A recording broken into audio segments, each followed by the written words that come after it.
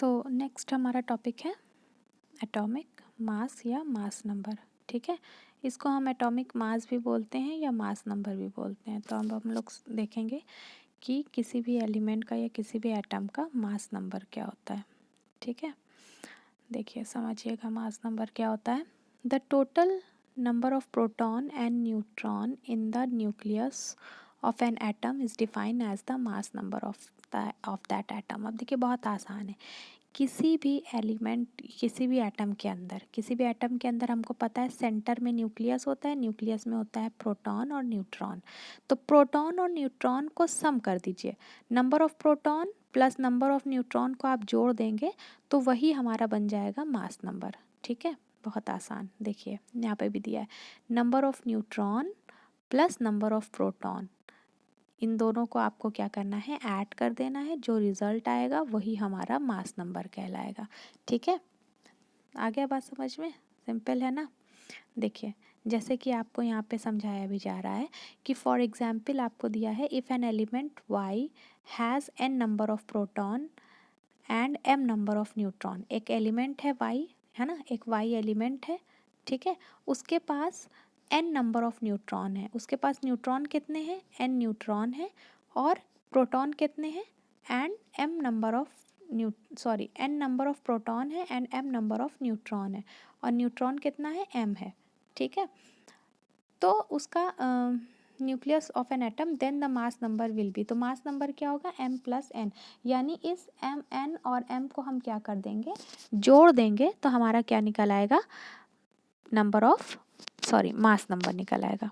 ठीक है, अब यहाँ पर आप अगर वैल्यू दे दीजिए, मान लीजिए न्यूट्रॉन कितना है, 3 है, और प्रोटॉन भी 3 है, तो मास नंबर कितना हो जाएगा, y का मास नंबर कितना हो जाएगा, 6। बहुत आसान है ना। फिर से समझिए, देखिए दूसरा एग्जाम्पल लेते हैं।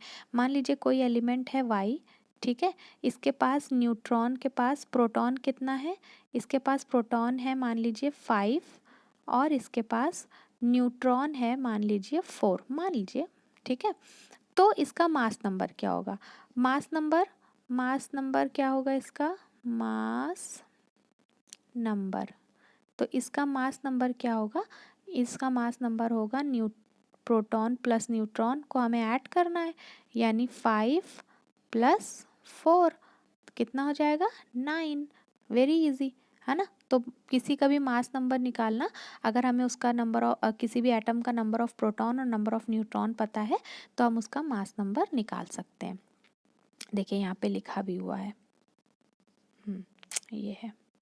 देखिए मास नंबर क्या है, फिर से समझिए, mass number is a sum of number of proton and neutron present in the nucleus of an atom.